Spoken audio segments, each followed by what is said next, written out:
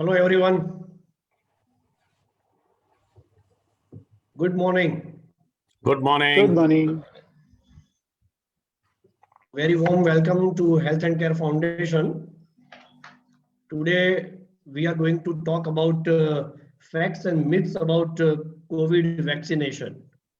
જે આજના need of hour પણ કહી શકાય અને hot topic all over the world છે. So we are going to talk about that.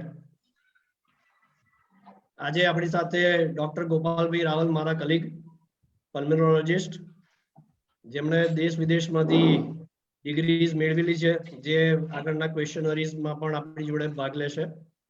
સાથે સાથે બે એમિનન્ટ ડોક્ટર્સ સિનિયર ડોક્ટર્સ ડોક્ટર રૂમન ધ્રુવ અને ડોક્ટર સંજીવ ફાટક છે કે જે આપણને આના માટેના આન્સર્સ પણ આપશે, એમના પોતાના વ્યૂઝ મૂકશે. આજના દિવસનો આપણા વેબિનારનો મેઇન ટોપિક જે વેક્સિનેશનનો છે જેના માટેની માન્યતાઓ, ઘણાની ગેરસમજ અથવા તો એના માટેની જાણકારી. This we are going to get today. આજનો દિવસ today it is a Valentine day. એટલે આજે આપણે બધાએ સેલ્ફ ગિફ્ટ વેક્સિનેશનની આપણી વેલેન્ટાઇન ગિફ્ટ તરીકે લેવાની છે કે કોઈ એવું નથી કહેવાનું કે મારે વેક્સિન લેવી કે ના લેવી. It's a valentine gift for all of us. હું Apurva Thakarsinh health and care foundation સાથે સંકળાયેલો છું અને હું ડોક્ટર નથી, સિવિલ એન્જિનિયર છું અને અમારી એક યુવા ટીમ છે જે ડોક્ટર ભરતભાઈ ભગતે ઊભી કરી છે, જેમાંથી અમે લોકો અહીંયા વર્ક કરી અને સમાજની સાથે સંકળાવવાનો પ્રયત્ન કરીએ છીએ. ચાલુ કરતા પહેલા એક 2 મિનિટ હું આપની લઈશ. હેલ્થ એન્ડ કેર ફાઉન્ડેશન વિશે આપ બધા જાણતા જ હશો, તેમ છતાં પણ થોડુંક એના માટેની મારે રજૂઆત કરવી છે. આજથી આશરે 40 વર્ષ પહેલા પોલિયો ફાઉન્ડેશનના નામે પોલિયોની નાબૂદી કરવા માટે એક ફાઉન્ડેશન સ્ટાર્ટ થયું, પોલિયો ફાઉન્ડેશન. શરૂઆત કરનાર ડોક્ટર ભરતભાઈ ભગત. પોલિયોની તો નાબૂદી કરી, જોડે જોડે આટલા વર્ષોમાં મેડિકલ ફિલ્ડની અંદર અલગ અલગ ફિલ્ડમાં ફેકલ્ટીઝ, બ્રાન્ચીસ એ બધાની અંદર ખૂબ જ સારું ડેવલપમેન્ટ કર્યું અને અત્યારના હેલ્થ એન્ડ કેર ફાઉન્ડેશનના નામે શહેરની મધ્યમાં સેન્ટર ઓફ ધ સિટી આ એક સરસ બિલ્ડિંગની અંદર જીવરાજ પાર્કમાં અત્યારના કામ કરી રહ્યા છીએ અને ખૂબ જ નજીવા દરે બહુ જ સારા ડોક્ટર્સની સલાહથી, એમની મદદથી ભરતભાઈ ભગત સાહેબ અત્યારના આખું એક institute health and care foundation ચલાવી રહ્યા છે. આપ એની વેબસાઇટ ઉપર પણ જોઈ શકશો. વધારે એમાં ડિટેલમાં નથી જોયું કારણ કે આજનો ટોપિક બહુ અગત્યનો છે, ક્વેશ્ચન્સ પણ બહુ જ છે, એટલે આપણે એના પ્રમાણે આગળ વધીશું. હું ડોક્ટર ગોપાલભાઈને પહેલા વિનંતી કરું કે બંને ડોક્ટર સાહેબ આજના પેનલિસ્ટનો ઇન્ટ્રોડ્યુસ કરે. એ પહેલા ખાલી એટલું કહું કે સંજીવ ફાટક ડોક્ટર સાહેબ મારા ફેમિલી ફ્રેન્ડ, ફિલોસોફર, ગાઈડન્સ આપે છે એવા મારા સંજીવભાઈ સાથે આજે વેબિનારમાં મળવાનું થયું છે, એના માટેનો બહુ જ આનંદ છે. Doctor Gopalbhai, please carry on. પહેલા તો thanks to Healthcare Foundation for inviting me as a moderator for vaccination facts and myth. અને મારા બંને મેન્ટર ડોક્ટર રૂમન ધ્રુવ સર અને ડોક્ટર સંજીવ ફાટક સર. સૌથી પહેલા તો હું ખાસ કહીશ કે જે COVID-19 જે પેન્ડેમિક, એ કોવિડે લોકોને ફિઝિકલી, મેન્ટલી, સોશિયલી અને financially all over the world affect કર્યા છે. અને એના લીધે આપણે જોયું છે કે છેલ્લા 10-12 મહિનામાં ઇન્ડિયામાં ખાસ કરીને 11 મહિનામાં, માર્ચ મહિનામાં પહેલો 2020માં કેસ આવ્યો, ત્યાં હજી સુધી પણ કોવિડ નો ડાઉટ કેસ થોડા ઓછા થઈ રહ્યા છે, પણ હજી પણ આપણે સાવચેતી રાખવાની જરૂર છે. અને આજે તમે જેમ કીધું કે વેલેન્ટાઇન ડે વેક્સિનેશન, એમાં હું ત્રીજો વી એડ કરવા માંગુ છું કે વેલેન્ટાઇન ડે વેક્સિનેશનની જે અવેરનેસ છે એ જે આ બંને જે બહુ જ સિનિયર ફિઝિશિયન છે અને બહુ સારું એમને કોવિડમાં કામ કર્યું છે, એમની જે માહિતી લઈશું તો આપણે ત્રીજો વી વિક્ટરીનો, કોરોના ઉપરની વિક્ટરીનો ત્રીજો વી પણ આપણે એડ કરી શકશું. બરોબર, એટલે 3 વી થશે, વેલેન્ટાઇન ડે, વેક્સિનેશન અને વિક્ટરી ખાસ કરીને. હવે આમ તો બંને જે ડોક્ટર્સ છે તમે જેમ કીધું એમ બહુ સિનિયર મોસ્ટ ઇવન નેશનલ લેવલે ઇન્ટરનેશનલ લેવલે છે, પણ ડોક્ટર ઉર્મન ધ્રુવ સર જે ડાયરેક્ટર છે ડિપાર્ટમેન્ટ ઓફ ઇન્ટરનલ મેડિસિન અને diabetes HCG multi speciality hospital, સાહેબને હું ઘણા વખતથી જાણું છું કે જ્યારે પણ પબ્લિક અવેરનેસનું અને એવા કાંઈ પણ કામ હોય ત્યારે સર હંમેશા પોતાની સિનિયોરિટી હોવા છતાં બી પહેલા એમનો સ્ટેપ ઉર્મન સરનો પહેલો જ હોય છે અને દરેક જણને મોટિવેટ કરે છે.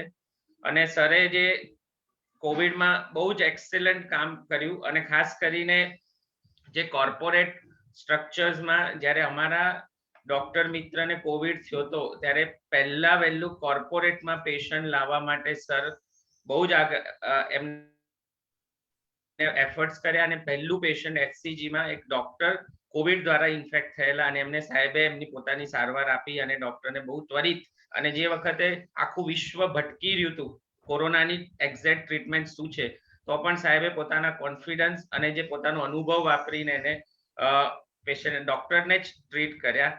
સાથે સાથે જે ડ્રગ્સ ઘણા બધા કહે છે કે જે ફેવિપિરાવિર એ ડ્રગે ઘણા બધા લોકોને ઘરે રહીને પણ સારવાર કે હોસ્પિટલાઇઝેશન વગર ઘરે રહીને સાજા થયા છે. એ ડ્રગ્સના જે ટ્રાયલ થયો હતો એમાં સાહેબ ઇન્વોલ્વ હતા અને આખા ઇન્ડિયામાં સૌથી પહેલું પેશન્ટ એ ટ્રાયલનું પહેલું પેશન્ટ સાહેબની અંડરમાં હતું.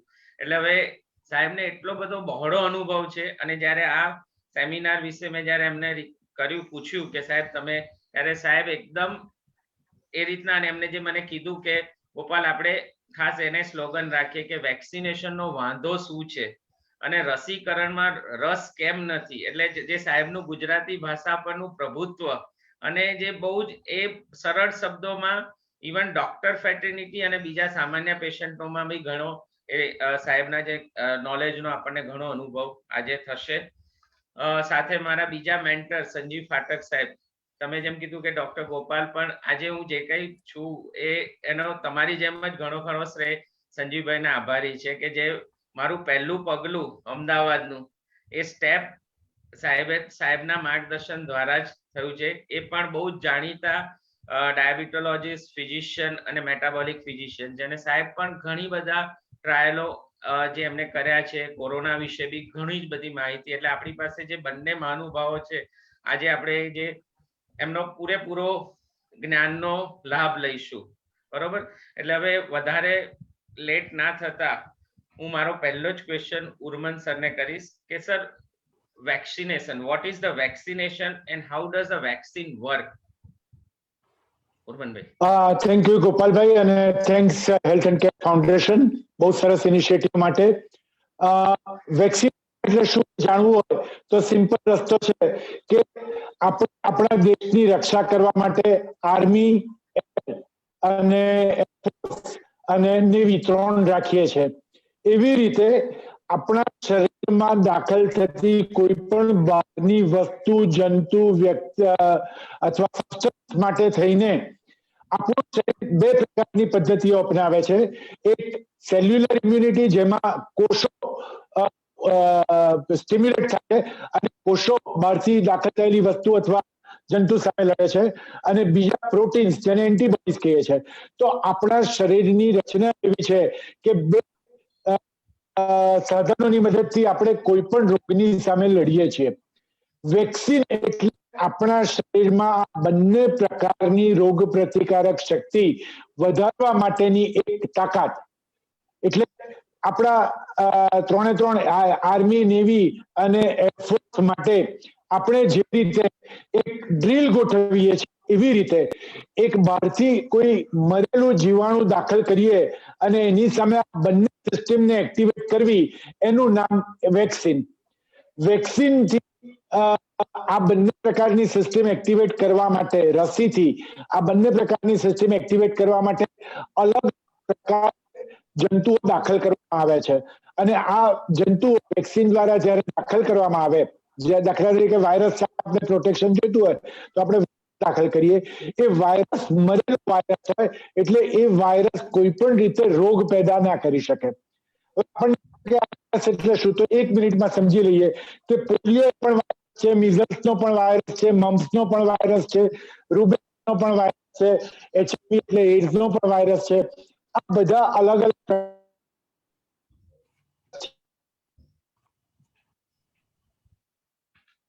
છે. થોડું કંઈક ઓડિયો પ્રોબ્લેમ. હા એક ઓડિયો છે. સંપૂર્ણ મેળવી ચુક્યા છીએ. પોલિયોની સામે પણ આપણે આ જ રીતે જીત મેળવી ચુક્યા છીએ, જે વિશે ભરત ભગતની સિદ્ધિની વાત આપણે હમણાં સાંભળી. તો આ જગ્યાએ વેક્સિનથી આપણે 100% રોગને નાબૂદ કરી શક્યા છીએ. ઇન્ફ્લુએન્ઝા જેવા રેસ્પિરેટરી વાયરસ સામે આપણે વર્ષે એકવાર રસી લઈ અને કાબુ મેળવી શક્યા છીએ. તો રસી એ રોગને અટકાવવાનો બેસ્ટ ઉપાય છે. રેસ્પિરેટરી વાયરસ જે કોરોના એક રેસ્પિરેટરી વાયરસ છે, જે શ્વસન તંત્રને અસર કરે છે. એ વાયરસની એક મોડસ ઓપરેન્ડી, એની કામ કરવાની વ્યૂહરચના એવી છે કે વર્ષે વર્ષે પોતાનું સ્ટ્રક્ચર બદલી કાઢે, એટલે કે ડ્રેસ બદલીને આવે. ચોર એનો પણ એ મેકઅપ કરીને ડ્રેસ બદલીને આવે. એટલે જો તમે એને રેગ્યુલરલી ઓળખતા થઈ જાઓ અને એ આવે પહેલા ઓળખતા થઈ જાઓ, તમારું શરીર એને ઓળખતું થઈ જાય, તો એને તમારા શરીરમાં ફાવવા ના દે. અને આનું નામ રસીકરણ. રસી લેવાથી, વેક્સિન લેવાથી જે આ ચોર છે, આ વાયરસ છે, એ તમારા શરીરમાં દાખલ થાય, પણ એ ફાવે નહીં, એને આપણી સિસ્ટમ મારી નાખે. એનું નામ વેક્સિનેશન. ગોપાલભાઈ. સર તમે બહુ સરસ સમજાયું કે જે બહુરૂપી વાયરસ છે, જે આપણે ખાસ કહીએ છીએ કે આતંકવાદીઓ જેમ રૂપ બદલે છે એવી રીતના વાયરસ પણ જે મ્યુટેન્ટ થાય છે અને એને પકડી પાડવો, જેટલો જલ્દી પકડી પાડીએ અને વેક્સિન દ્વારા જે ઇમ્યુનિટી બુસ્ટઅપ થાય અને એના દ્વારા આપણને રોગ સામે પ્રતિકાર કરવાની શક્તિ બહુ સરસ રીતે ડેવલપ થઈ શકે. હવે સંજીવભાઈ, આપણે જે વેક્સિન જોયું, ઘણી બધી વેક્સિનોને ડેવલપ થતા વાર લાગતી હોય છે. તો હાઉ આર વેક્સિન્સ ડેવલપ, એ કઈ રીતે બનાવવામાં આવે છે અને ડિફરન્ટ ટાઈપ ઓફ વેક્સિન કઈ અવેલેબલ છે? ઓકે, આપણે બીજી બધી વાત ઉર્મનભાઈએ બહુ સારી રીતે કરી કે દરેક રોગ માટે અલગ અલગ રોગ માટે અલગ અલગ વેક્સિન હોય. જેમ પોલિયોની અલગ હોય, મિઝલ્સની અલગ હોય, ચિકન પોક્સની અલગ હોય, મેનિન્જાઇટિસની અલગ હોય. અને આપણે આ બધા જ વેક્સિનથી કેટલું સક્સેસફુલી આ બધા રોગો સામે આપણે જીત મેળવી શક્યા છીએ મહદઅંશે, એ આપણે બહુ સારી રીતે જાણીએ છીએ. સૌથી પહેલા તો હું હેલ્થ એન્ડ કેર ફાઉન્ડેશનનો ડૉક્ટર ભરતભાઈ ભગત, જે કાયમ પડદા પાછળ હોય છે પણ એટલું સારું કામ કરે છે, એમનો ખૂબ ખૂબ આભાર માનું છું. અને અમારા અંગત સ્નેહી, એ પણ મારા મેન્ટર જ છે, હું નહીં, અપૂર્વભાઈ ઠાકરસિંહ અને એમના પિતાશ્રી નવનીતભાઈ, અને ડૉક્ટર ગોપાલ રાવલ, જે મારા ખૂબ જ ક્લોઝ ફ્રેન્ડ છે, અને ઉર્મનભાઈ, જે મારા મોટા ભાઈ જેવા છે, તેમનો ખૂબ આભાર માનું છું આજે આ ઓપોર્ચ્યુનિટી આપવા બદલ. તો કઈ કઈ પ્રકારની વેક્સિન, આપણે કોરોના વાયરસ માટેની વાત કરીએ તો અલગ અલગ પ્રકારની વેક્સિન્સ દુનિયામાં અલગ અલગ જગ્યાએ ડેવલપ થઈ છે. કુલ 60 થી 70 જાતની વેક્સિન ઓલરેડી ડેવલપ થઈ છે અથવા ડેવલપમેન્ટમાં છે. એમાંની લગભગ 8 કે 10 જુદી જુદી જગ્યાએ બજારમાં આવી ચૂકી છે.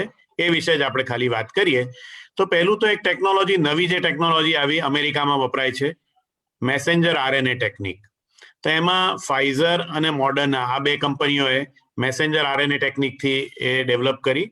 એટલે એની અંદર શું કરે કે આરએનએ, જે આપણે પ્રોટીનનું સ્ટ્રક્ચર છે સેલ્સની અંદર, આરએનએને કોષોમાં એન્ટર કરે અને એની સામે રક્ષણ પૂરું પાડવા માટે, એટલે વાયરસની સામે રક્ષણ પૂરું પાડવા માટે એવી રીતના પ્રોટીન્સ બનાવે કે જે વાયરસ, એટલે કે ચોર ઘરમાં ઘૂસે પછી ચોરને તાળું ના ખોલવા દે, એટલે ચોર એમને જ જતો રહે. એટલે આ એક આરએનએ નવા પ્રકારની ટેકનોલોજી છે, ખાસી ઇફેક્ટિવ છે. લાંબા ગાળે કેટલી સેફ હશે સમય જ કહેશે, પણ ખાસી ઇફેક્ટિવ છે. અને અમેરિકામાં અને બીજા ઘણા બધા દેશોમાં આ ટેકનોલોજીની વેક્સિન અત્યારે પ્રચલિત છે. બીજી જે આપણે ત્યાં અત્યારે વેક્સિન છે એડિનો વાયરસ વેક્ટરથી, એટલે ચિમ્પાન્ઝીના ફીસીસમાંથી આ વેક્સિન બનાવવામાં ઓરિજિનલ શોધ કરવામાં આવી હતી. ત્યારબાદ તો કેમિકલ પદ્ધતિઓથી બને. તો એ શું છે કે એક વાયરલ વેક્ટર, એટલે વાયરસનો એક જે કણ હોય એને ઇનએક્ટિવેટ કરીને અથવા એવી રીતે એનું બંધારણ કરે કે એ વાયરસ શરીરમાં આવ્યા પછી મલ્ટીપ્લાય ન થઈ શકે. કારણ કે વાયરસ શરીરમાં મલ્ટીપ્લાય ન થાય તો એ ઇન્ફેક્શન ન કરી શકે, અથવા કરે તો પણ બહુ માઇલ્ડ ઇન્ફેક્શન કરે. એટલે વાયરલ વેક્ટર વેક્સિન છે, જે અત્યારે આપણે કોવિશિલ્ડ અથવા જે એસ્ટ્રાઝેનેકા ઓક્સફર્ડ યુનિવર્સિટી ને સિરમ ઇન્સ્ટિટ્યૂટ આપણે ત્યાં બનાવે છે, એ જે વેક્સિન અને મોટાભાગના દર્દીઓને આપવામાં આવી રહી છે આપણે ત્યાં, મોટાભાગના લોકોને, દર્દીઓને નહીં. ત્રીજી જે ટેકનોલોજી છે એ ઇનએક્ટિવેટેડ વાયરસ વેક્સિન, જે આપણી ભારત બાયોટેક છે, કોવેક્સિનના નામે જે ડેવલપ થઈ છે, તો એમાં પણ વાયરસ જ હોય, પણ એને ઇનએક્ટિવેટ કરેલો હોય ફોર્માલ્ડીહાઇડ અથવા બીજા કેમિકલ્સની મદદથી, કે જેથી વાયરસ શરીરમાં આવે પણ રોગ ન કરે. પણ વાયરસ શરીરમાં આવે એટલે બોડી એની સામે, આપણું શરીર એની સામે એન્ટીબોડીઝ બનાવી દે, એટલે એ એન્ટીબોડીઝ રોગને થતો રોકી લે, અથવા રોગ થાય તો બહુ માઇલ્ડ થાય. એટલે એ ભારત બાયોટેકની ટેકનોલોજી છે. તે ઉપરાંત ઘણી બધી ટેકનોલોજીસ છે જેના દ્વારા વેક્સિન બનાવવામાં આવી રહી છે. એક ડીએનએ ટેકનોલોજી છે જેના દ્વારા આપણી ઝાયડસ કંપની પણ વેક્સિન બનાવી રહી છે. એને વિશે આપણને કદાચ ફેબ્રુઆરી, માર્ચ અથવા 1-2 મહિનામાં ખબર પડશે. ચીનમાં, રશિયામાં, ઇઝરાયલમાં અલગ અલગ ટેકનોલોજીથી વેક્સિન બની છે. ચીનની અમુક વેક્સિન યુએઈમાં અપાય છે, જે પણ આ ઇનએક્ટિવેટેડ વાયરસ વેક્સિનની ટેકનોલોજી છે. સ્પુટનિક જે રશિયાની વેક્સિન છે, ભારતમાં પણ એના સ્ટડીઝ ચાલી રહ્યા છે, એ પણ ઇનએક્ટિવેટેડ વાયરસની જ ટેકનિક છે, એટલે અથવા વાયરલ વેક્ટર ટેકનિક છે. એટલે આ બધી અલગ અલગ વેક્સિન છે. ફાયદા ગેરફાયદા દરેકના પોતાના ફાયદા ગેરફાયદા હોય છે, પણ આપણા દેશ માટે, કારણ કે મોડર્ન અને ફાઇઝરની વેક્સિનને -30, -70 ડિગ્રીએ સ્ટોર કરવી પડે, જે આપણા જેવા મોટા દેશ માટે કદાચ શક્ય નથી. એટલે આપણા માટે સારામાં સારી ટેકનોલોજી એ જ છે કે જે વિશાળ લોકો સુધી, વિશાળ સમુદાય સુધી પહોંચી શકે, અને એ કારણે એસ્ટ્રાઝેનેકાની, એટલે કે આપણી સિરમ ઇન્સ્ટિટ્યૂટ બનાવેલી અને ભારત બાયોટેકની વેક્સિન વધારે પ્રચલિત અને વધારે પ્રેક્ટિકેબલ છે આપણા ભારત દેશ માટે. Sir, which of the available vaccine, ઘણા બધાને એવું થાય કે કઈ બેસ્ટ, તો which of the vaccine જે અવેલેબલ વેક્સિન છે એમાંથી બેસ્ટ, સારી કઈ? બધાને એમ કે હું સારી જ વસ્તુ લઉં. જો આમાં મેરેજની જેમ પસંદગી નથી કરવાની, એટલે તમને જે મળે સૌથી પહેલી એ શ્રેષ્ઠ. જેટલું ડીલે થાય એ ખરાબ. એટલે કોઈ વેક્સિન માટે તમે મહિનો રાહ જોશો તો એ યોગ્ય નથી. હા પૂરો, એક જ મિનિટ. એટલે તમારો વેક્સિનમાં જેમાં નંબર આવે, એ કોવિશિલ્ડ હોય કે કોવેક્સિન હોય અથવા ત્રીજી ભારત ઇન્ટ્રોડ્યુસ કરે આપણે ત્યાં, તો એ હોય. કોઈ પણ વેક્સિનની લગભગ અસરકારકતા અને સેફટી સરખી જ છે. અલગ અલગ સ્ટડીમાં થોડું 2-5% અલગ અલગ હોય, પણ એ અલગ અલગ પોપ્યુલેશન હતી. એટલે મારા હિસાબે બધી જ વેક્સિન સરખી જ ઇફેક્ટિવ છે, સરખી જ સેફ છે. એટલે જેમાં તમારો નંબર લાગે એ લઈ લો વગર કોઈ પ્રશ્ન કરે. બહુ સારું કીધું તમે સંજીવભાઈ, કારણ કે બહુ જ લોકો આવું માને છે કે નામ ના દઈએ પણ કે આ વેક્સિન લેવાની હોય ને તો જ મારે લેવી છે, પેલી હોય તો મારે નથી લેવી. એટલે આપણે જે કીધું એ બહુ સારો આ મેસેજ જઈ રહ્યો છે અત્યારે, કે કોઈ પણ વેક્સિન છે તમે લઈ લો, દેટ ઇઝ ગુડ એકચ્યુઅલી. હવે એક ક્વેશ્ચન ઉર્મનભાઈ સાહેબ મારે આપને કરવો છે કે અત્યારે એક જેને મેડિકલી નહીં પણ હું લેમેન તરીકે આપને પૂછું કે લોકો એવું કહે કે હવે તો કોરોના છે જ નહીં, હવે તો 40 કેસ થાય છે, 50 કેસ થાય, તો મારે શું કરવા વેક્સિન લેવી જોઈએ? Why should I take? એના માટે આપને શું કહેવું? કોરોના ઘટી રહ્યો, કોરોના જતો નથી રહ્યો. એ માન્યતા છે કે હર્ડ ઇમ્યુનિટી આવી ગઈ છે. હર્ડ ઇમ્યુનિટીનો મતલબ એવો થાય કે 60% લોકોને, 40 થી 60% લોકોને રોગ થઈ ગયો હોય તો આગળની પ્રક્રિયા ધીમી થઈ જાય. હવે આની સાયન્ટિફિકલી ઘણા બધા સામે વાંધો છે કે આપણા ઘણા બધા, ખાસ કરીને યુનાઇટેડ કિંગડમ, જેની કુલ વસ્તી 7 કરોડ છે, ભારતની વસ્તી 130 કરોડ, હજી 7 કરોડની વસ્તી વાળા દેશમાં પણ હર્ડ ઇમ્યુનિટી નથી આવી. તો આપણા દેશમાં હર્ડ ઇમ્યુનિટી આવી ગઈ શક્યતા ઘણી ઓછી લાગે છે. બીજો એપ્રોચ છે કે ના ભાઈ, આપણા દેશની રોગ પ્રતિકારક શક્તિ વધારે છે, બીસીજી વેક્સિન લઈએ છે એટલે જે પણ થાય, હકીકત છે કે કેસીસ ઘટી રહ્યા છે, પણ વેક્સિનનો ઉપયોગ શું એ પહેલા આપણે સમજવું જોઈએ. વેક્સિનનો ઉપયોગ એ છે કે રોગ ના હોય ત્યારે આ લો, તો જ્યારે ત્યારે આપણી રોગ પ્રતિકારક શક્તિ બની ગઈ અને એ કામ લાગે. કે બાળકને પોલિયોની રસી આપીએ છે જે પોલિયો ના હોય. ઇન્ફ્લુએન્ઝાની રસી આપણે ત્યારે આપીએ છીએ જ્યારે ઇન્ફ્લુએન્ઝાની સીઝન પીક શરૂ થવાની તે હોય એ પહેલા લઈએ છીએ, કરીને પ્રતિકારક શક્તિ ડેવલપ થાય. હવે કોવિડ એ કોરોના વાયરસ છે, રેસ્પિરેટરી શ્વસન તંત્રનો વાયરસ છે અને એની સિઝન્સ હોય એટલે આ રોગ અહીંયા પૂરો નથી થયો, આની સિઝન પૂરી થઈ છે એટલે કે આ ફરીથી આવતી સિઝનમાં મોટા પાયે આવવાનો છે એ નક્કી છે. એ સિઝન ક્યાં આપણને ખબર નથી, મહિના પછી પણ 3 આવી શકે અથવા વિન્ટરમાં પણ આવી શકે, પણ વિધિન 1 યર અથવા વિધિન 6 મંથ ફરીથી કોવિડ માથું ઉંચકવાનો છે એમાં શંકા નથી. કારણ કે આ જ વાતનો કાકાનો દીકરો જેને આપણે ઇન્ફ્લુએન્ઝા કહીએ છીએ, ગુજરાતીમાં ફ્લૂ છે, એ ફ્લૂ વર્ષોથી આપણને દરેક શિયાળે હેરાન કરી રહ્યો છે અને ફ્લૂની વેક્સિન લેવાથી ખાસ કરીને જે લોકો હાઈ રિસ્કમાં છે, જે લોકોને મલ્ટિપલ કોમોર્બિડિટી સાથે રોગ છે, એ લોકોને ફ્લૂની વેક્સિન લેવાથી શ્વસન ફ્લૂ થતો અટકે છે અને મોટા પાયે હોસ્પિટલાઇઝેશન અટકે છે.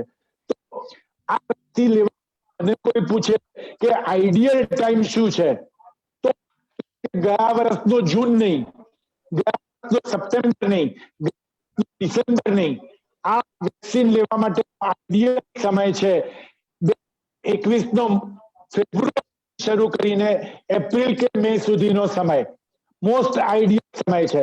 So we are absolutely on the right track.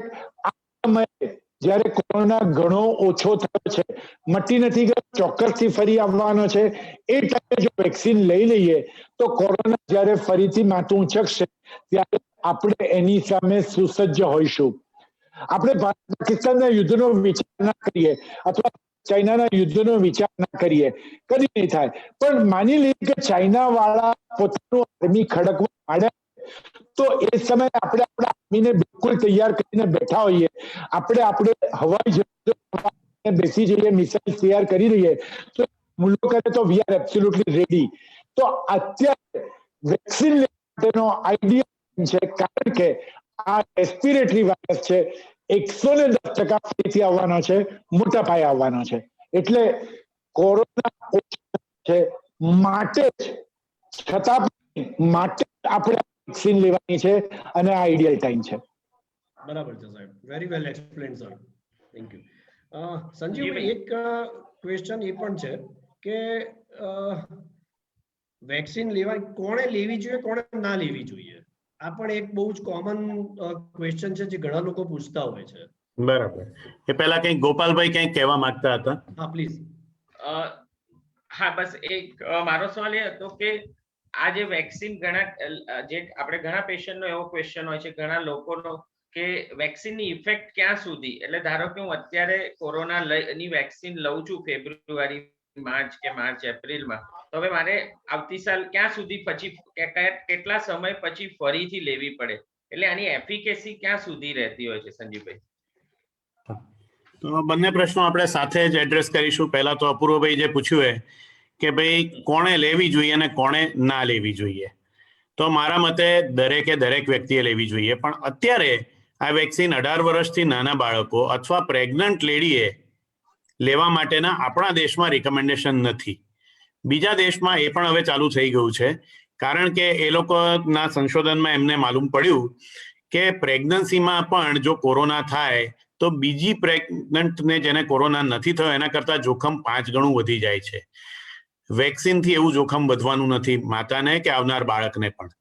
એટલે એ લોકોએ તો ઓલરેડી એપ્રુવલ આપવાનું પ્રેગ્નન્સીમાં પણ ચાલુ કરી દીધું છે, પણ આપણા દેશમાં અત્યારે પ્રેગ્નન્સીમાં એપ્રુવલ નથી, નાના બાળકોમાં એપ્રુવલ નથી. એ સિવાય બધી જ વ્યક્તિએ એમને પાસ્ટમાં કોરોના થયો છે કે નથી થયો, થવાનો છે કે નથી થવાનો, બધાએ જ લેવું જોઈએ. તમે જોશો તો વેક્સિનેશન પ્રોસેસ ચાલુ થઈ તો અમારા 100માંથી 95 ડોક્ટરો તો તરત જ લીધી હશે. કેમ ડોક્ટરો કેમ લે છે આટલું વહેલું? બધા વાંચે છે, બધા જે કરે છે, છતાં હાર્ડલી 2-5% એવા ડોક્ટર્સ હશે કે જે વેક્સિન નહીં લેવા માંગતા હોય, બાકી બધા જ લેવા માંગે છે. તો એનું કારણ એ છે કે વેક્સિનમાં પૂરતું રિસર્ચ થયું છે, પૂરતો વિજ્ઞાનનો અભ્યાસ થયો છે, સેફટી ઘણી બધી જ એસ્ટાબ્લિશ છે. એટલે બધાએ જ વેક્સિન મારા હિસાબે વહેલામાં વહેલી તકે જ્યારે પણ એમનો નંબર લાગે લઈ લેવી જોઈએ. હવે જેને પહેલી વાર વેક્સિન લે અને કોઈ સિવિયર એલર્જીક રિએક્શન આવે, એનાફાઇલેક્સિસ જેવું, કે પ્રેશર ઘટી ગયું કે શ્વાસ ચડી ગયો, લકીલી ઇન્ડિયામાં ભાગ્યે જ કોઈ કેસ એવો બન્યો છે.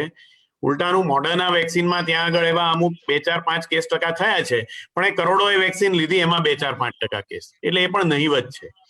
એટલે મારા હિસાબે દરેક જણે વેક્સિન લેવી જોઈએ, એનું કોઈ કોન્ટ્રાઇન્ડિકેશન નથી. હા, હાલમાં પ્રેગ્નન્ટ લેડી અને નાના બાળકોએ વેક્સિન લેવા માટેનું રિકમેન્ડેશન નથી આવ્યું. વન્સ રિકમેન્ડેશન આવશે પછી એમને પણ વેક્સિન લેવી જોઈશે. ક્યાં સુધી વેક્સિન અસરકારક રહેશે, ગોપાલભાઈનો સવાલ હતો. તો અત્યારના વિજ્ઞાનના અભ્યાસ, કારણ કે આ વેક્સિન બહુ ફાસ્ટ ટ્રેક એપ્રુવલ છે, 1 વર્ષ 2 વર્ષનો આપણી પાસે ટાઈમ નથી રાહ જોવાનો કે ક્યાં સુધી એન્ટીબોડી રહેશે. પણ એવું સેફલી કહી શકાય કે 6 થી 12 મહિના સુધી તો આ વેક્સિનની એન્ટીબોડી, વેક્સિનથી 2 ડોઝથી ક્રિએટ કરેલી એન્ટીબોડી લગભગ રહેશે. એટલે હું માનું છું ત્યાં સુધી દર વર્ષે 1 વાર લેવાની આવશે બુસ્ટર ડોઝ. શરૂઆતમાં 2 ડોઝ, પછી 1 બુસ્ટર ડોઝ. કદાચ બની શકે કે નવા વેરિયન્ટ્સ આવે, જે સાઉથ આફ્રિકન વેરિયન્ટ છે, બ્રિટનમાં ઘણા બધા વેરિયન્ટ છે, બ્રાઝિલનો વેરિયન્ટ છે, એની સામે જો આ વેક્સિન ન કામ કરતી હોય તો એ મોડિફાઈ કરેલો ડોઝ કદાચ વચ્ચેથી લેવાનો આવે એવી શક્યતા છે. અત્યારે કહેવું બહુ વહેલું છે, પણ અત્યારે તો આપણે બધાએ જ વેક્સિનના 2 ડોઝ, અત્યારનો જે ઇન્ટરવલ પીરિયડ છે 28 દિવસનો, એ પ્રમાણે કદાચ ગવર્મેન્ટ કંઈક કરે સ્ટ્રેટેજી તો અલગ, પણ અત્યારે તો એ પ્રમાણે આપણે બધાએ જ વેક્સિન જ્યારે પણ નંબર લાગે બંને ડોઝ લઈ જ લેવા જોઈએ. તમે જેમ કીધું ને કે આજે જ મેં ન્યૂઝપેપરમાં જોયું કે હવે ઓક્સફર્ડ વાળા બી બાળકોમાં બી વેક્સિનનો એક ટ્રાયલ કરી રહ્યા છે. અને આઈ થિંક ઉર્મન સર અને તમે ઝાયડસની જે વેક્સિન છે એમાં કદાચ એજ ગ્રુપ 12 વર્ષથી ઉપરનામાં છે, એટલે એ લોકોનો બી ફેઝ 3 ટ્રાયલ, ફેઝ 2 ને 3 ચાલી રહ્યો છે. એટલે કદાચ નજીકના ભવિષ્યમાં આપણને બાળકો માટે પણ વેક્સિન જોવા મળે. અને જે ડેટા કહે છે એ પ્રમાણે બાળકોમાં જે કોરોનાની જે મોર્ટાલિટી કે એવું જોવા લગભગ મળ્યું નથી, કે મેક્સિમમ જે અસર થઈ છે 60+ એજ ગ્રુપમાં થઈ છે. અને હમણાં છેલ્લે રિસન્ટ ડેટા બી એવું કહે છે કે જે નંબર ઓફ કેસીસ છે એ ઇવન 35 to 50 યર્સમાં બી જે મોર્ટાલિટી ઓછી જોવા મળી છે. હવે ઉર્મનભાઈને એક સવાલ છે ખાસ, કે ઘણા લોકો એમ કહે છે કે ભાઈ વેક્સિન આપણે શું કહેવાય કે કોરોના થી મરતા નથી, પણ ઘણીવાર વેક્સિન થી જ મરી જાય છે. ઘણા ન્યૂઝપેપરમાં આપણે 2-3 દિવસ વાંચ્યું હશે. એટલે ઘણા લોકોને એક ડર, જે ખાસ કરીને બરોડામાં કોઈ હેલ્થ વર્કરને કંઈક ઇવેન્ટ્સ થઈ, હવે આમ તો કહે છે કે ભાઈ એને બીજી ઘણી બીમારી હતી અને પછી વેક્સિન લીધી, એના લીધે એક લોકોમાં હાઉ ડેવલપ થઈ જાય છે કે વેક્સિન લેવી જોઈએ કે ના લેવી જોઈએ. હા ગોપાલભાઈ, આપણે ગાડી લઈને જતા હોઈએ અને ગાડીનું મશીન ઓલરેડી ખરાબ હોય અને આપણે અમુક ક્રોસ કરી, અમુક જગ્યા ક્રોસ કરી અને પછી ગાડી બગડી, આપણે ગુજરાતમાંથી મહારાષ્ટ્રમાં આવ્યા એટલે ગાડી બગડી, પણ એકચ્યુઅલી તો આપણે ગુજરાતમાંથી ગાડી નીકળ્યા ત્યારે જ ગાડી ખરાબ હતી. એટલે જે કઈ ડેથ્સની સાંભળી છે, ઇવન મેડિકલ ડોક્ટર્સમાં પણ ડેથ થયા એવું, પણ એ પછી જ્યારે એનાલિસિસ કરવામાં આવ્યું ત્યારે ન્યુટ્રલ એનાલિસિસમાં પણ એવું સાબિત થયું, એના સગાવાલાએ પણ કહ્યું કે આ લોકો ઓલરેડી અલગ અલગ પ્રકારના રોગ હતા અને જેને કારણે એમનું મૃત્યુ થયું. એટલે વેક્સિન હાર્ટ એટેક આવે છે, વેક્સિન લેવાથી માણસનો હાર્ટ બંધ પડી જાય છે, વેક્સિન લેવાથી મૃત્યુ થાય છે, આ બધી તમામ પોકળ માન્યતાઓ છે. ખાસ કરીને when we talk about Covishield અને વેક્સિન, કારણ કે આ બંને જૂની ટેકનિક વેક્સિન છે. આ ટેકનોલોજી વર્ષોથી આપણે અલગ અલગ વેક્સિનમાં વાપરી ચૂક્યા છીએ. જે છે જે અમે મોડર્ના અને ફાઇઝરની વાપરી રહ્યા છે, એનો પૂરતો અનુભવ નથી, એટલે એના વિશે ચોક્કસથી ના કહી શકીએ. પણ ભારતમાં વેક્સિન વપરાય છે એ ટેકનોલોજી વર્ષોથી ઇવન નાના બાળકોમાં પણ વાપરવામાં આવી છે અને કોઈ જગ્યાએ એ વેક્સિનથી મૃત્યુ નોંધાયેલા નથી. હવે કે કોરોનાથી લોકો મરતા નથી. અમે સીજી ખાતે મેં સંજીવભાઈએ, મનોજભાઈ, સુનિલભાઈએ જે લાંબા સમયથી છેલ્લા 8-9 મહિનાથી કોવિડના પેશન્ટો ટ્રીટ કર્યા છે. અમે કહીએ છીએ કે કોવિડમાં મોર્ટાલિટી ઓછી છે, પણ છતાંય સિગ્નિફિકન્ટ નંબર, ઘણા બધા લોકો મૃત્યુ પામ્યા છે, સાથે એમને કોઈ કોમોર્બિડિટી હતી. એટલે કોરોના મારી નથી નાખતો એ વાત ખોટી છે, કોરોનાથી મૃત્યુ આંક ઓછો છે. છેલ્લે આંક કરીએ તો 10 દરરોજ ભારતમાં એક જ દિવસમાં 3,500 ડેથ્સ રોડ એક્સિડન્ટથી થાય છે. 3,500 ડેથ્સ રોડ એક્સિડન્ટથી થાય છે. એની સામે કોવિડ વેક્સિન ઓલરેડી 80 લાખ લોકોમાં લઈ છે. 80 લાખ લોકોમાં ભારતમાં લઈ ગયેલી છે અને એક પણ મૃત્યુ જોવા નથી મળ્યું. અને એની સામે સૌથી મોટો ફાયદો છે કે કોવિડ વેક્સિન ડેથ તો હોસ્પિટલાઇઝેશન પણ અટકાવે છે, સિરિયસ રોગ થતો અટકાવે છે. એટલે મારી દ્રષ્ટિએ આર્ગ્યુમેન્ટ કરવા છે કે કોઈ ઓબ્જેક્શન ઊભું કરે એટલા માટે, બાકી કોવિડ વેક્સિનને ડેથ સાથે કશો જ સંબંધ નથી, ખાસ કરીને ભારતમાં અપાતી કોવિડ વેક્સિનને. ગોપાલભાઈ. હવે મારો એક અગત્યનો સવાલ જે બંને એક્સપર્ટ એના આન્સર કરી શકે કે જે હું ફેસ કરી રહ્યો છે, જે આપણે જે 16મી જાન્યુઆરીથી વેક્સિનેશન ચાલુ થયું પછી ઘણા ડોક્ટરોમાં પણ સવાલ છે કે ભાઈ હું, કારણ કે આપણા ઘણા બધા લોકો ડિસ્પ્રિન અને ક્લોપિડોગ્રેલ અને બીજા બ્લડ થિનર્સ લેતા હોય છે, એટલે એ લોકોને ખાસ એક પ્રકારનો ભય છે કે ભાઈ અમે આ પ્રકારની દવા લઈએ તો કોરોનાની વેક્સિન લઈ શકાય કે ના લઈ શકાય, લેવી તો ક્યારે લેવી, શું કરવું, એટલે એ લોકોના ઘણા બધા ક્વેશ્ચન્સ હોય છે. એમાં બંનેનો આપનો જે અભિપ્રાય, ઓપિનિયન. બ્લડ થિનર બે પ્રકારના હોય, એક એન્ટી પ્લેટલેટ અને બીજું એન્ટી કોએગ્યુલન્ટ. એક પ્લેટલેટ લોહીના કણોને ભેગા થતા અટકાવે અને એક લોહીને પાતળું રાખે. સાધારણ રીતે બાયપાસ સર્જરી અથવા તો એન્જિયોપ્લાસ્ટી પછી કોમનલી અપાતું જે તત્વ છે જેને આપણે એસ્પિરિન અને ક્લોપિડોગ્રેલ કહીએ છીએ, એ બંને એન્ટી પ્લેટલેટ એજન્ટ છે. હવે સૌથી મહત્વની વસ્તુ છે કે એવું નથી કે આ કોરોના વેક્સિન માટે ઊભી કરાયેલી પ્રિકોશન છે. કોઈ પણ વેક્સિનમાં જો તમે એન્ટી કોએગ્યુલન્ટ લેતા હો, જે વોર્ફેરિનના નામથી અને બીજા નવા એન્ટીકોગ્યુલન્ટ્સ આવે છે એ નામથી અવેલેબલ છે, જે લોહીને પાતળું રાખે છે અને એ તબક્કે જો ઇન્ટ્રામસ્ક્યુલર ઇન્જેક્શન આવા દર્દીને કોઈ પણ ઇન્ટ્રામસ્ક્યુલર ઇન્જેક્શન ઇવન એન્ટીબાયોટિકનું આપવામાં આવે તો પણ એ લોહીનું એક ગઠ્ઠો ઉભો કરે છે. અને એટલા માટે જે લોકો એન્ટીકોએગ્યુલન્ટ લેતા હોય એ લોકો કોઈ પણ પ્રકારના ઇન્ટ્રામસ્ક્યુલર ઇન્જેક્શન નહીં લેવા જોઈએ. વેક્સિન એક ઇન્ટ્રામસ્ક્યુલર ઇન્જેક્શન છે, એટલે કોઈ પણ વેક્સિન લેતા પહેલા આ એન્ટીકોએગ્યુલન્ટ એમના ડોક્ટરને મળીને એમની સલાહ નીચે થોડા માટે બંધ કરવા જોઈએ. સલાહ નીચે જ, એમને જ નહીં, કારણ કે એન્ટીકોએગ્યુલન્ટ એમની જીવવા, એમના હાર્ટને ધબકતું રાખવા માટે અથવા મગજમાં પડતું રાખવા માટે અથવા પગની અંદર લોહીનો ગઠ્ઠો બાજી ગયો તો એનું સર્ક્યુલેશન ચાલુ રાખવા માટે ખૂબ આવશ્યક છે. એટલે એમના ડોક્ટરને પૂછીને એના ઓલ્ટરનેટિવમાં કોઈ ઇન્જેક્શન આવે છે એ વાપરીને એન્ટીકોએગ્યુલન્ટ થોડો વખત માટે બંધ કરીને આ વેક્સિન લેવી જોઈએ. પણ એન્ટી પ્લેટલેટ એજન્ટ જે કોમનલી બાયપાસ સર્જરી પછી અને એન્જિયોપ્લાસ્ટી પછી વપરાય છે, એ જો ચાલુ બંધ કર્યા વગર વેક્સિન લેવામાં કશો જ વાંધો નથી, કારણ કે એનાથી હિમેટોમા એટલે કે લોહીનો ગઠ્ઠો ઇન્જેક્શન સાઇટ ઉપર થતો નથી.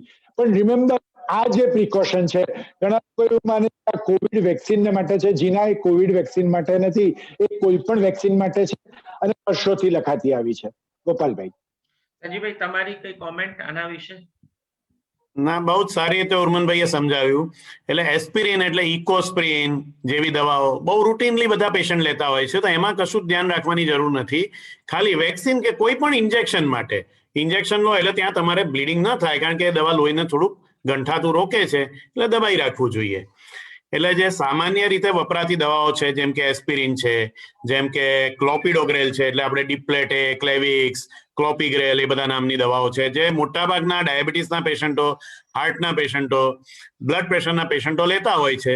તો એ દવામાં કશું જ બંધ કરવાની જરૂર નથી. વેક્સિન તમે આરામથી લઈ શકો.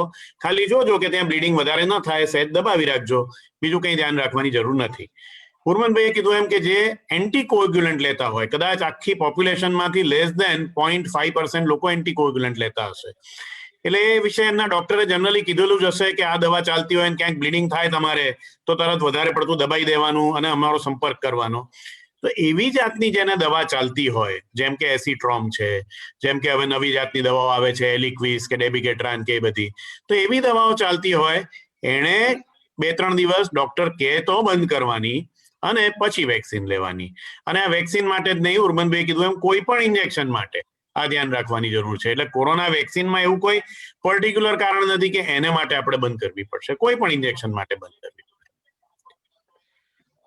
હવે ખાસ સંજીવભાઈ તમને એક સવાલ, મારા જ ફ્રેન્ડે લાસ્ટ વીક મને પૂછ્યું કે એટલે વેક્સિન લેતા વખતે કે ભાઈ ગોપાલ હવે વેક્સિન લઉં છું, ડોક્ટર ફ્રેન્ડ જ છે બીજી સ્પેશિયાલિટીના, પણ મને કે વેક્સિન લીધા પછી તું તો કહે છે કે ભાઈ કોરોના તારે સોશિયલ ડિસ્ટન્સ, માસ્ક અને સેનિટાઇઝેશન નું તો ધ્યાન રાખવાનું, તો પછી હું આ તો ધ્યાન રાખીશ, તો પછી હું શું કામ વેક્સિન લઈને જોખમ ઊભું કરું?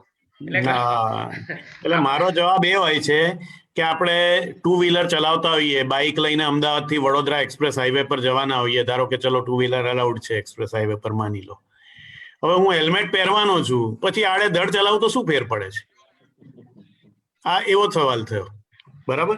એટલે કોરોના વાયરસ જતો નથી રહ્યો, વેક્સિન થી ઇન્ફેક્શન નહીં થાય એવી કોઈ ગેરંટી નથી, પણ વેક્સિન થી ઇન્ફેક્શન, વેક્સિન લીધા છતાં પણ જો ઇન્ફેક્શન થશે તો મોટાભાગના સ્ટડીઝ એમ કહે છે કે ઇન્ફેક્શન માઇનોર હશે, સિવિયર નહીં થાય, ડેથ થવાની શક્યતા ઓછી થઈ જશે. એટલે એ કારણસર વેક્સિન લીધા પછી પણ જે બીજા પ્રિકોશન રાખવાના છે, જ્યાં સુધી આ વાયરસ નથી જતો રહ્યો ત્યાં સુધી રાખવાના જ છે. ખાસ કરીને mask is as good as vaccine.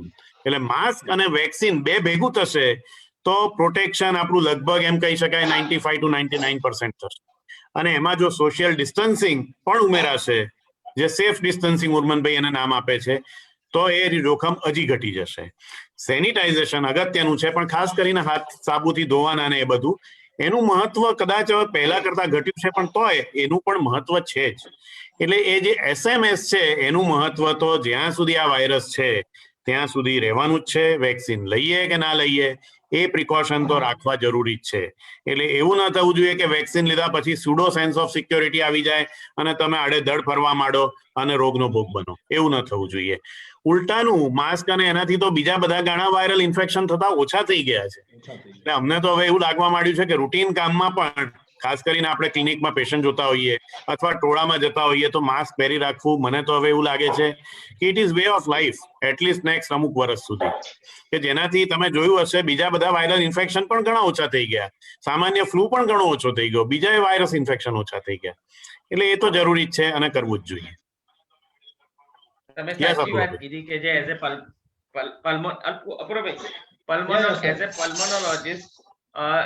એ પલ્મોનોલોજીસ્ટ અમે જોયું છે કે ઘણા બધા જે કેસીસના એક્ઝાસર્બેશન, ખાસ કરીને COPD, અસ્થમા, એ બધાના એક્ઝાસર્બેશન જે આપણે લાસ્ટ યર આપણને ડર હતો કે આ બધા બીમારીના જે દર્દીઓ છે એને કોરોના થાય તો બહુ જોખમ વધશે, પણ જે દર્દીઓએ તમે જેમ કીધું તકેદારી રાખી, માસ્ક પહેર્યું, સેનિટાઇઝેશન અને સોશિયલ ડિસ્ટન્સ, એ બધાના જે એક્ઝાસર્બેશનના કેસ ઘણા ઓછા થઈ ગયા. એટલે મારી એક કોમેન્ટ છે જસ્ટ કે ભાઈ સોનામાં સુગંધ વળે, જો વેક્સિન અને માસ્ક સેનિટાઇઝેશન રાખીએ તો સોનામાં સુગંધ વળે એવી ઇફેક્ટ આવી શકે.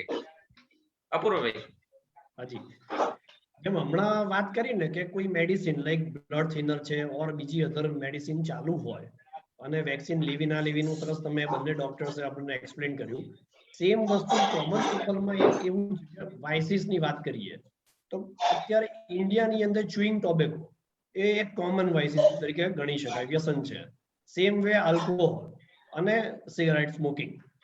હવે આવા જે લોકો હોય એને શું ધ્યાન રાખવું જોઈએ, ઓર આલ્કોહોલ કન્ઝ્યુમ કરતા હોય તો એને શું કરવું જોઈએ? વેક્સિન લીધા પછી એ લોકોએ સ્મોકિંગ ના કરવું જોઈએ? આલ્કોહોલ ઓફકોર્સ ના કરે સારું જ છે, વેક્સિન ના લે તો પણ સારું છે, પણ જે લોકોને આદત છે એને શું કરવું જોઈએ? આ બહુ જ કોમન ક્વેશ્ચન અત્યારે આવતો હોય છે. એના માટે કોઈ પણ આપ પ્લીઝ એક્સપ્લેન કરી શકો. ઉર્મનભાઈ. હા, બેઝિકલી આલ્કોહોલ અને સ્મોકિંગ કોઈ પણ ઉંમરે, કોઈ પણ તબક્કે અને જિંદગીના કોઈ પણ ભાગે એ અસ્વીકાર્ય છે. એટલે આ પ્રશ્નનો જવાબ આપતા એનો કોઈ કે રાખવાની હું હિમાયત કરું છું, પણ જવાબ એવો છે કે સ્પુટનિક વેક્સિનને બાદ કરતા બાકીની કોઈ પણ વેક્સિનમાં આવા કોઈ પ્રિકોશનનું રિકમેન્ડેશન આપવામાં આવેલું નથી. સ્પુટનિક વેક્સિનમાં ચોક્કસથી એવું રિકમેન્ડેશન આપવામાં આવેલું છે કે વેક્સિન લીધા પછી 3 દિવસ સુધી આલ્કોહોલ બિલકુલ લેવો નહીં જોઈએ. સ્પુટનિક વેક્સિન હજી ભારતમાં બજારમાં મુકાઈ નથી, આજ સુધી કોઈને આપવામાં નથી. સિવાય જે DRL ચલાવી રહ્યું છે એના જે વોલન્ટિયર્સ છે એ સિવાય કોઈને વેક્સિન આપવામાં આવી નથી.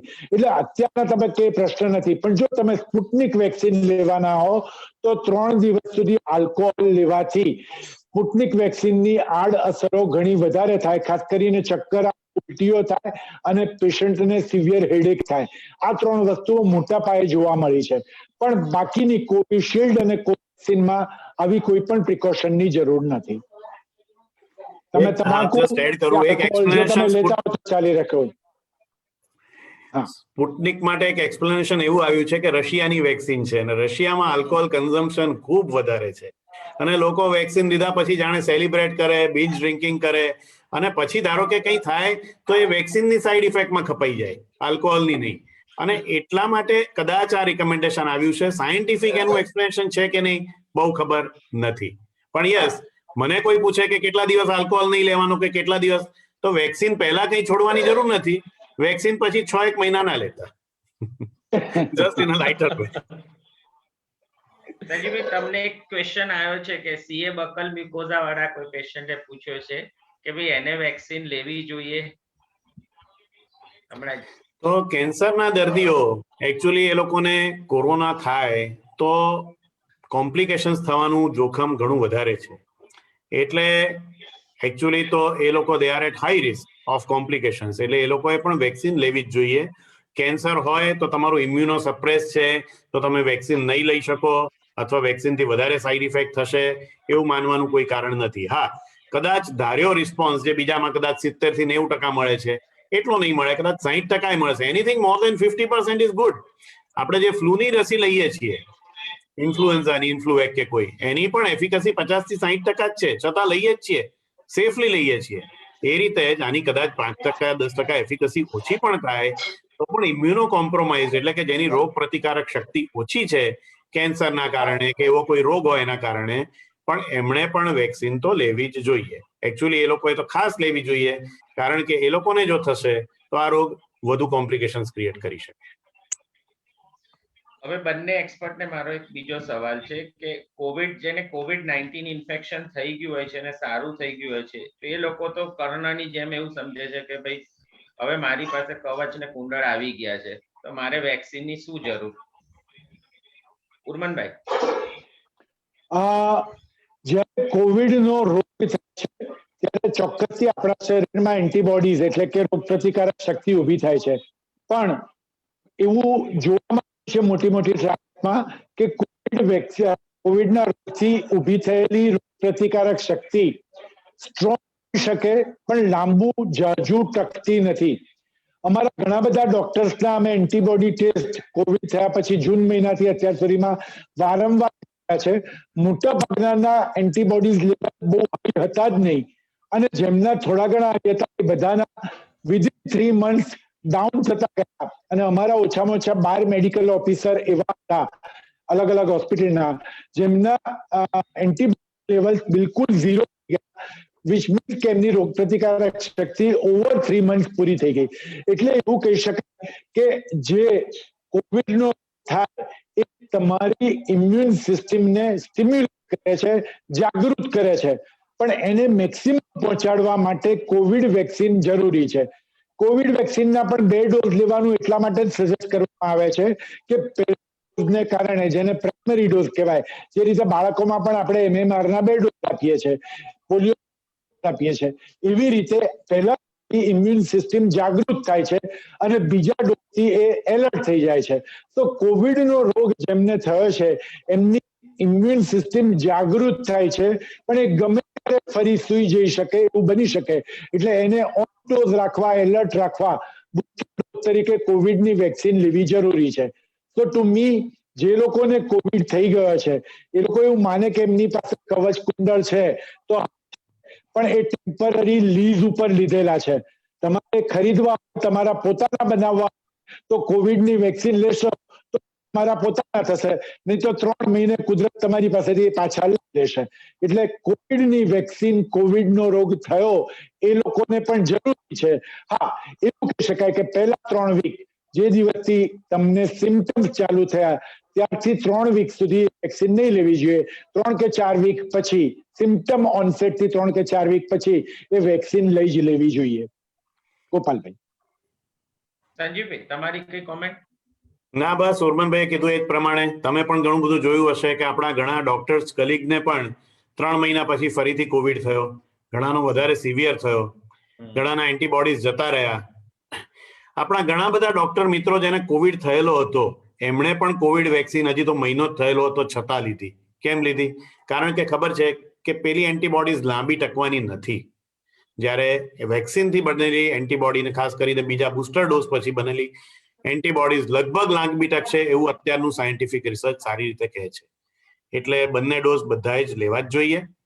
સિવાય કે જોન્સનની જે વેક્સિન ભવિષ્યમાં આવવાની છે, જે સિંગલ ડોઝ વેક્સિન છે, પછી કદાચ બદલાઈ શકે, પણ અત્યારના જે બધા જ વેક્સિન છે બંને ડોઝ, કોવિડ થયો હોય કે ના થયો હોય તમને પાસ્ટમાં, બંને ડોઝ તમારે રેકમેન્ડેશન પ્રમાણે લેવા જ જોઈએ. સંજીવભાઈ, એક ક્વેશ્ચન ખાસ હવે અગત્યનો કે આપણે જે અત્યાર સુધી ગુજરાત આજે જ ન્યૂઝપેપરમાં છે કે ભાઈ વેક્સિનેશનમાં સેકન્ડ સ્ટેટ છે, લગભગ 6.14 લાખ લોકોએ લીધી અને હેલ્થ કેર વર્કર્સ 3.25 લાખ અને બીજા 3.1 લાખ ફ્રન્ટલાઈન વર્કર્સ. અને હવે ખાસ કરીને જે પોપ્યુલેશન છે 50+, જે બધા આપણા જે સિનિયર સિટીઝન્સ એ લોકોને આપવાનું છે. એટલે ખાસ કરીને મારો એ સવાલ છે કે વેક્સિન લીધા પછી ઘણા લોકોને તાવ આવે છે, થાક લાગે છે, શરદી જેવા સિમ્પટમ્સ જે બીજી વેક્સિન લીધા પછી પણ થતા હોય છે. તો એ બધા એટલે એના લીધે ઘણા લોકો વેક્સિન લેવી ના લેવી એના ડાયલેમામાં હોય છે. તો તમારો જે એક્સપર્ટ ઓપિનિયન શું કહે છે? આપણા ભારત દેશનો જે એક લગભગ 6500 હેલ્થ વર્કર્સનો સર્વે કર્યો, અમારા એક મિત્રએ જ કર્યો ભુવનેશ્વરમાંથી, અને એના સર્વે પ્રમાણે વેક્સિન લીધા પછી લગભગ 30-40% લોકોને થોડું થાક લાગે, 1-2 દિવસ તાવ આવે, માથું દુખે, કમર દુખે, પગ દુખે, કોઈકને નોશિયા એટલે કે ઉબકા જેવું થાય. આવા સામાન્ય સાઇડ ઇફેક્ટ કોઈ પણ વેક્સિનમાં થઈ શકે અને એમ આ વેક્સિનમાં પણ થાય છે. એનાથી તમારી ઇમ્યુનિટી વધારે બૂસ્ટ થઈ કે ના થઈ એવા કોઈ અત્યારે ઉદાહરણ નથી, પણ હા, આ સાઇડ ઇફેક્ટ એક્સપેક્ટેડ છે. ફિમેલ્સમાં અને યંગ લોકોમાં આ સાઇડ ઇફેક્ટ વધારે થાય છે. એટલે કે જે 40-50 વર્ષથી ઉંમર નાની હોય જે લોકોને, અને જે પુરુષ કરતા સ્ત્રીઓને આ સાઇડ ઇફેક્ટનું પ્રમાણ થોડુંક વધારે હોય છે.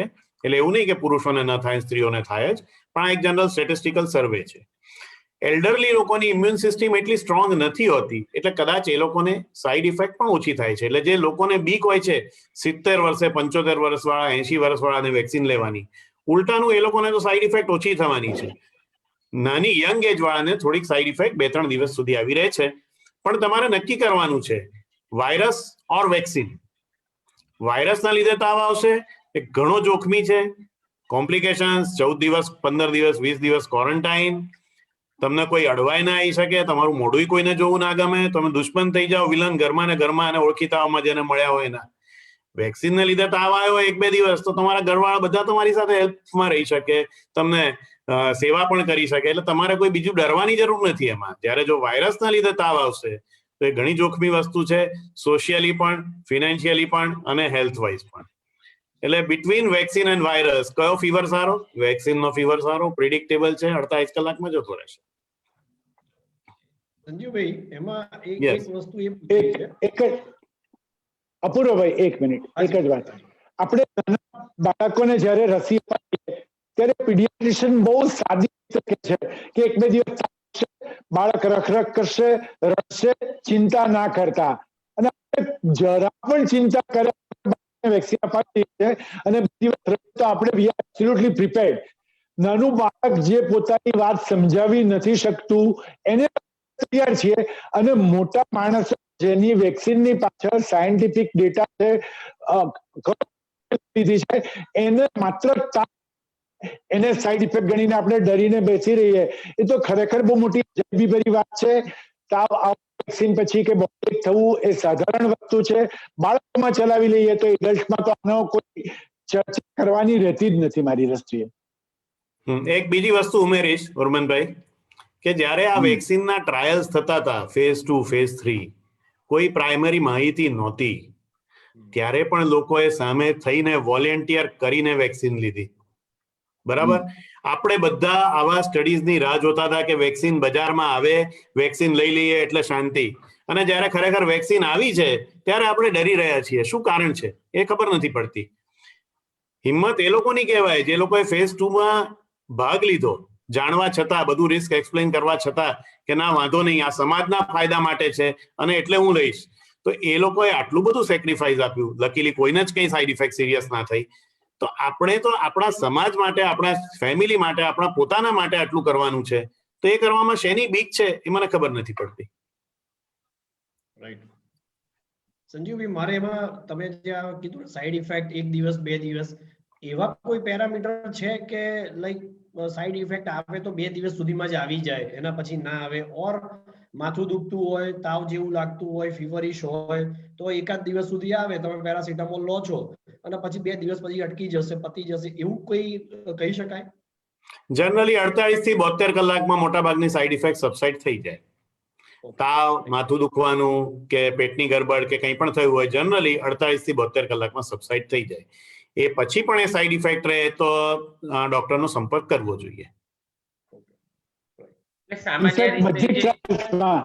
બધી ટ્રાયલ્સની અંદર આ સાઈડ ઇફેક્ટ 48 થી 72 કલાકમાં સ્પોન્ટેનિયસલી જતી જ રહેતી, અને જેટલા ડોક્ટર વેક્સિન લીધી છે એ બધાની સાથે વાત ઉપરથી પણ એવું જાણવા મળ્યું છે કે દરેકને 48 થી 72 કલાકમાં દવા લે કે ના લે, સડનલી 72 કલાકે ફ્રેશ થઈને એકદમ જ થિંગ્સ કમ્પ્લીટલી ચેન્જ જે લોકોને થઈ છે એ લોકોમાં. એટલે આ સાઈડ ઇફેક્ટ ટ્રાયલમાં અને ઇન રિયલ સિનેરિયો બધે જ 72 કલાકમાં સ્પોન્ટેનિયસલી જતી જ રહે છે. હવે બંને એક્સપર્ટને પાછો આ એક બીજો સવાલ છે કે આપણે સાંભળ્યું સેકન્ડરી વેવ્સ, અત્યારે બધાને એમ કે હવે કોરોના જતો રહ્યો છે. ઘણીવાર જે ખાસ કરીને આપણે યુરોપિયન કન્ટ્રી અને યુકેમાં, યુએઈમાં જોયું કે વેક્સિન આપી પછી પણ સેકન્ડરી વેવ્સ આવે છે. તો ઉર્મન સર, તમારું કઈ આના વિશે ઓપિનિયન?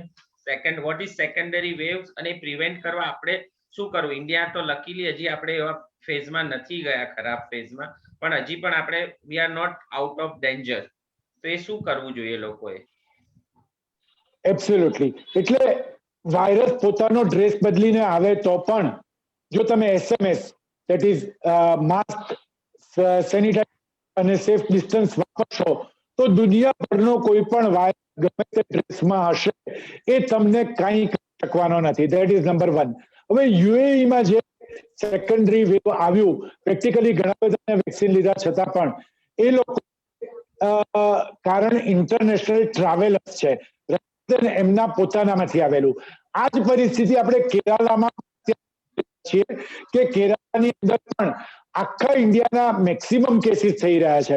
હવે Kerala highly educated state, thickly populated છે, બટ ત્યાં ઇન્ટરનેશનલ ટ્રાવેલર્સ મેક્સિમમ છે આખા ઇન્ડિયામાં.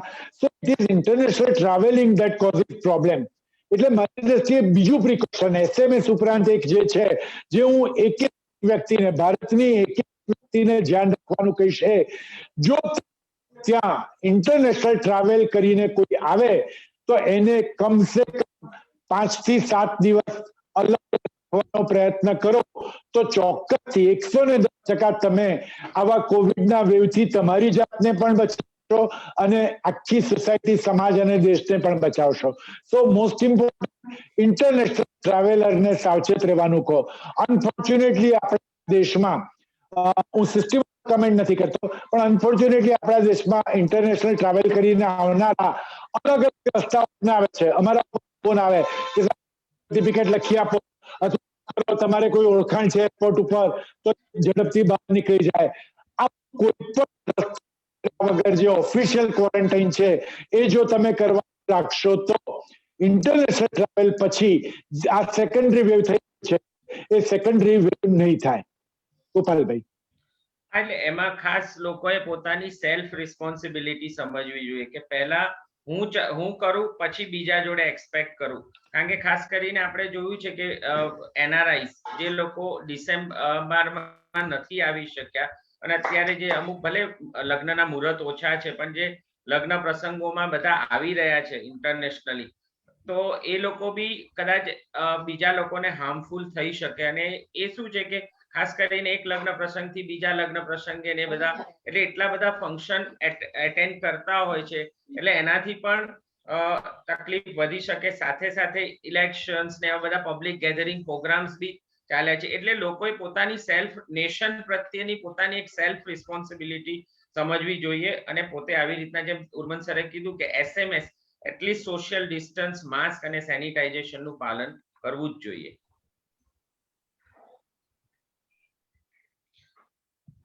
હવે સંજીવભાઈ તમને એક ખાસ સવાલ છે કે આ વેક્સિન બીજી બધી વેક્સિનોને તમે તો ઘણા બધા રિસર્ચમાં ઇન્વોલ્વ છો તમે ઉર્મનભાઈ, કે વેક્સિન્સને આવતા ઘણી વાર લાગે, વાર શોધાતા, પણ આ વેક્સિન્સ એવી છે કે ડિઝીઝના લગભગ 12 મહિનાની અંદર જ વેક્સિન્સ એકદમ ફાસ્ટ ડેવલપ થઈ છે.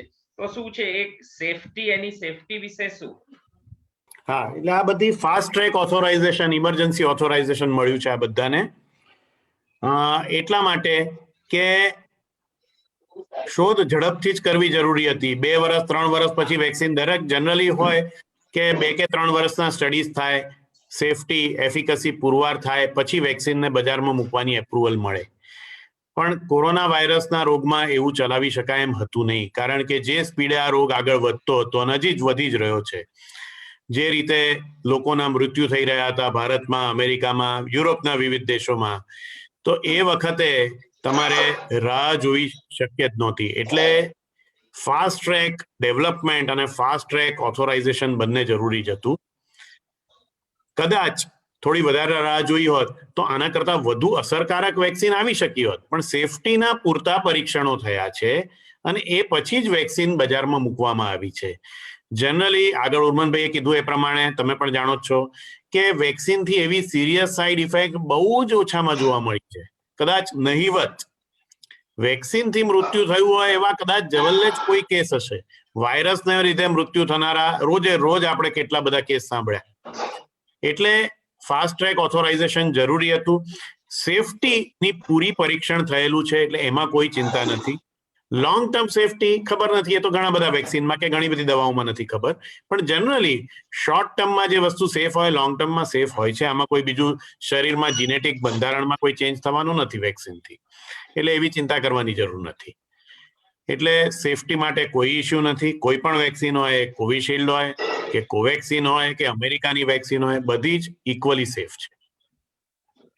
ઉર્મનભાઈ તમને એક સવાલ છે કે ઘણા બધાનું કહેવું હોય છે, બધા હવે તો શું છે કે પેલું એના કન્ટેન્ટ ને બધા વાંચતા હોય છે, તો શું આ વેક્સિનમાં કોઈ એવા હાર્મફુલ મટીરિયલ્સ કે મેટલ્સ કે કોઈ એવા ટિશ્યુ કે એવું કઈ કન્ટેનિંગ ખરું કે જે બોડીને હાર્મફુલ થઈ શકે?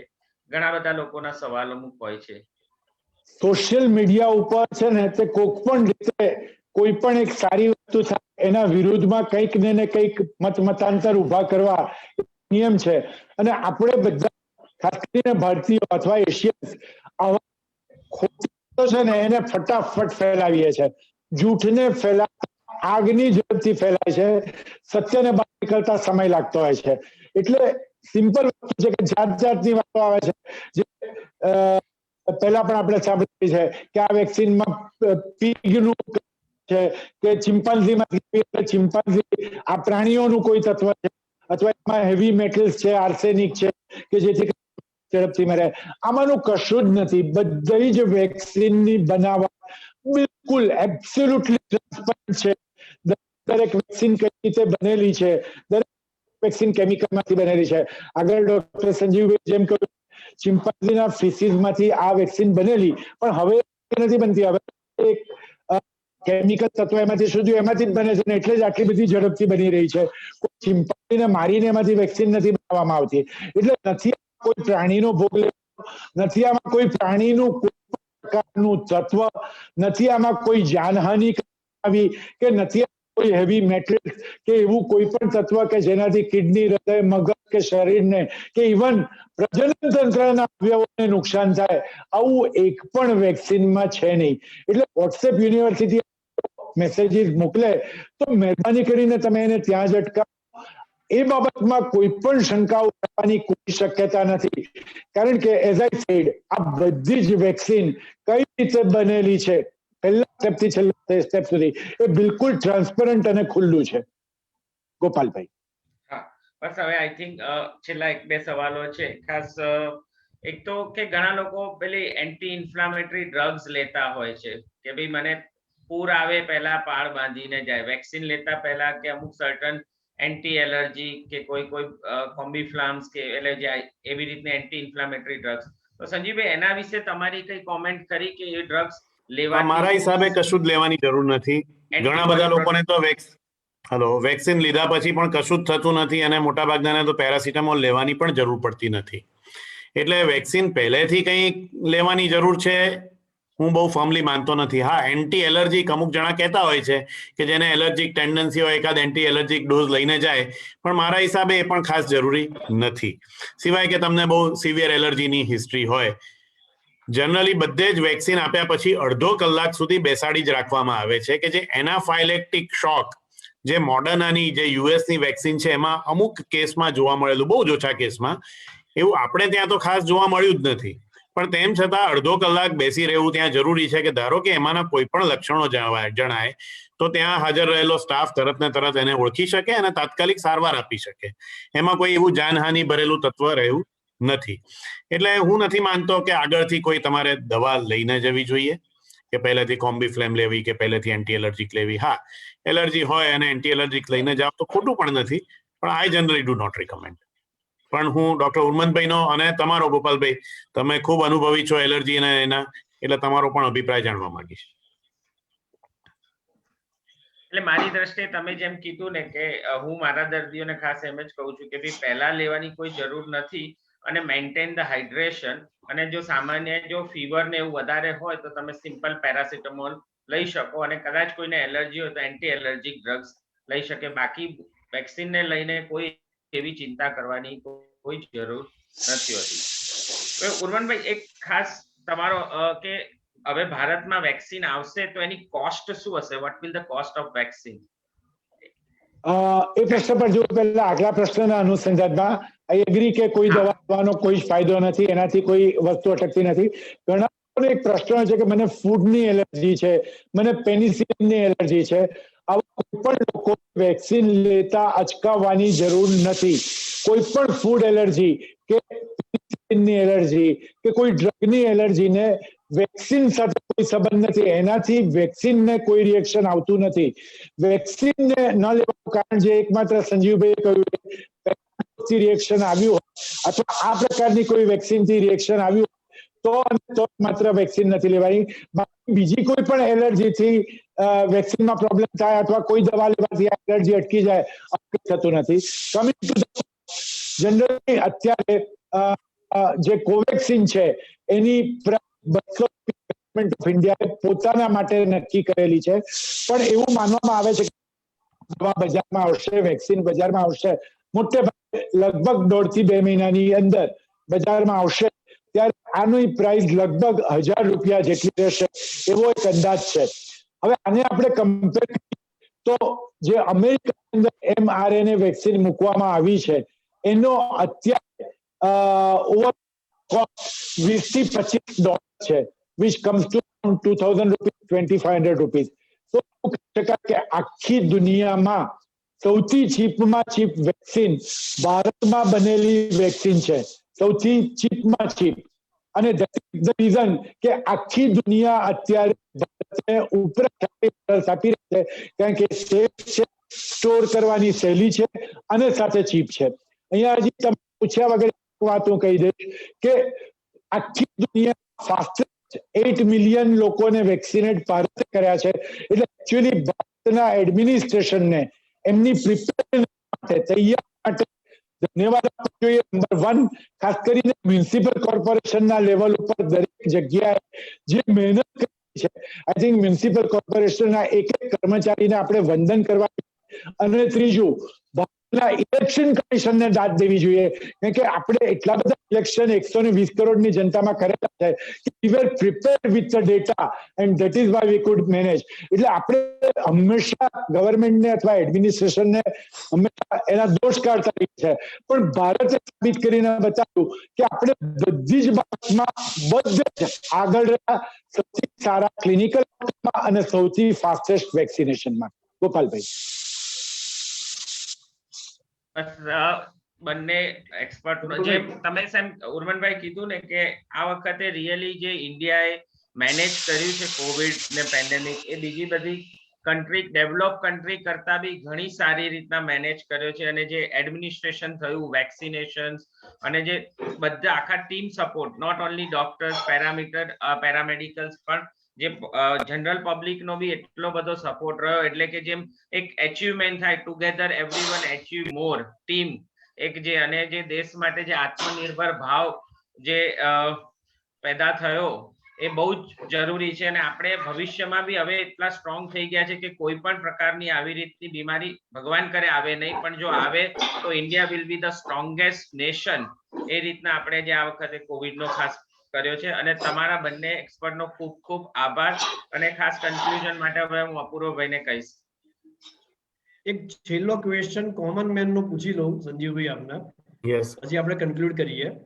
એક એવી માન્યતા ચાલે છે કે જો સાઈડ ઇફેક્ટ ના આવે વેક્સિન લીધા પછી તો તમને ઇમ્યુનિટી નહીં બૂસ્ટઅપ થાય અને વેક્સિનની અસર ઓછી થશે, અને જો સાઈડ ઇફેક્ટ આવી ગઈ તો બહુ થશે. બરાબર, ખૂબ સારો પ્રશ્ન છે. અને ઘણીવાર અમે પેશન્ટને ખુશ કરવા માટે એવું કહેતા હોઈએ છે, તાવ આવ્યો ને એટલે વેક્સિનની અસર ચાલુ થઈ ગઈ, પણ એવું કોઈ સાયન્ટિફિક પ્રૂફ નથી. તાવ આવ્યો હોય કે માથું દુખ્યું હોય કે ન દુખ્યું હોય, એન્ટીબોડી લેવલ અમે એક સ્ટડી અત્યારે કરી રહ્યા છીએ, પણ જે પ્રીવિયસ જે સ્ટડીઝ થયા છે વેક્સિનની કંપનીઓના, જેમણે ફેઝ 3 ટ્રાયલ્સ કર્યા, એમાં સાઈડ ઇફેક્ટ થઈ હોય કે ન થઈ હોય, એન્ટીબોડી લેવલ એટલું જ બૂસ્ટ થયું છે. એટલે સાઈડ ઇફેક્ટ થાય તો સારું, ના થાય તો નહીં સારું એવું નથી. પણ હા, હસતા હસતા અમે કહીએ છીએ ઘણીવાર પેશન્ટને કે ચલો તાવ આવ્યો ને, તને ઓરિજિનલ ડ્રગ મળી, ચલો નસીબદાર, તો તારે ઇમ્યુનિટી બની ગઈ. એ એક જસ્ટ જનરલ એના માટે છે, બાકી એવું કંઈ જ તથ્ય નથી કે જેને સાઈડ ઇફેક્ટ થાય એને અસર થશે. હા, જેને ઓલરેડી શરીરમાં આના એન્ટીજન એન્ટીબોડી બનેલા હશે એને સાઈડ ઇફેક્ટની શક્યતા થોડી વધારે છે. એટલે જેને પહેલા પ્રીવિયસલી કોરોના થયો હતો એને સાઈડ ઇફેક્ટની શક્યતા વધારે છે કે ઓલરેડી સિસ્ટમ પ્રાઇમ હતી. એ જ રીતે સેકન્ડ ડોઝમાં કદાચ સાઈડ ઇફેક્ટની શક્યતા થોડીક વધારે રહેશે ફર્સ્ટ ડોઝ કરતા. એવું યુએસમાં જેણે સેકન્ડ ડોઝ લીધા એમાં અત્યાર સુધીનું તારણ એવું છે.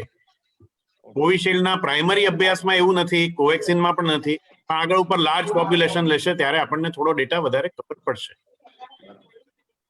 યસ, ઉર્મનભાઈ કંઈ કહેવા માંગતા હતા આ વિશે? ના ના, બિલકુલ, આઈ ટોટલી એગ્રી વિથ ઇટ. કારણ કે એન્ટીબોડી કામ એકચ્યુઅલી 21મા દિવસે ચાલુ થાય, પહેલા બીજા દિવસે એન્ટીબોડી બનતા જ નથી. એટલે પહેલા બીજા દિવસે આવેલી જે અસર છે એને એન્ટીબોડી પ્રોડક્શન સાથે લેવા દેવા નથી. અને રિમેમ્બર, અત્યારે આપણે જે વેક્સિન લઈ રહ્યા છીએ એમાં we are safe only 15 days after the second dose. એ રાહતનો શ્વાસ લેવા જેવો નથી. અને એ પણ હું કે સંજીવભાઈ કે અપૂર્વભાઈ કે ગોપાલ વેક્સિન લે એ પૂરતું નથી. બધા વેક્સિન લઈશું તો અને તો જ આ રોગ આગળ વધતો અટકશે. એટલે હું તમે ના લો એ શક્યતાનો વિચાર ના રાખતા.